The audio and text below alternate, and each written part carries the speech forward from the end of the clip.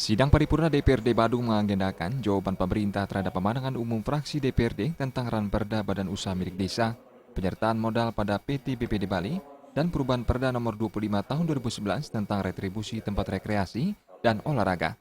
Ketua DPRD Badung Nyoman Giri Prasta menyatakan, jawaban pemerintah yang dibacakan Bupati Badung Ana Agung Gede Agung juga menyampaikan berbagai hal, diantaranya masih perlu pengawasan pengelolaan daya tarik wisata, diantaranya kawasan Pantai Pandawa dan Labuan Said, dalam rangka mendukung rancangan perubahan atas Perda Kabupaten Badung nomor 25 tahun 2011 tentang retribusi tempat rekreasi dan olahraga.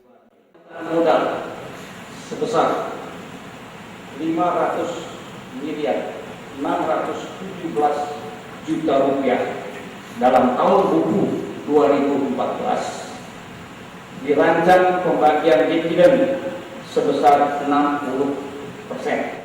Apresiasi dan dukungan disampaikan Wakil Ketua DPRD Badung Made Sunarta. Menurutnya, rancangan perubahan atas Perda Kabupaten Badung nomor 25 tahun 2011 tentang retribusi tempat rekreasi dan olahraga diharapkan dapat menciptakan objek wisata baru sekaligus mendukung program pemerintah mendatangkan 30 juta wisatawan.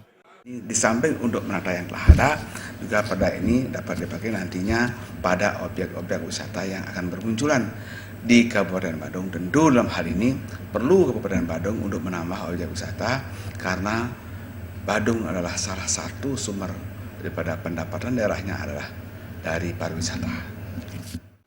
Sidang paripurna DPRD Badung akan dilanjutkan dengan agenda pengambilan keputusan tanggal 30 April mendatang. Sufiatna dan Murawira, Bali TV.